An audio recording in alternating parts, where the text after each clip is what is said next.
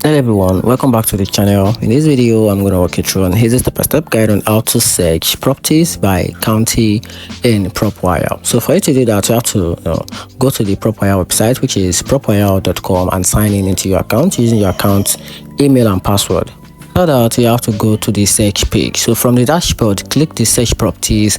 Then at the top of the page, click inside the location box, then type the name of the county you want to search in. For example, Harry County or Orange County.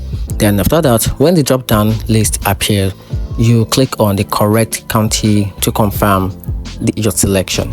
Then after that, you have to use the filter like property type, the range, price, owner type or status to narrow down your result. So after that, browse through the property list or click save search if you want to reuse the same county search later.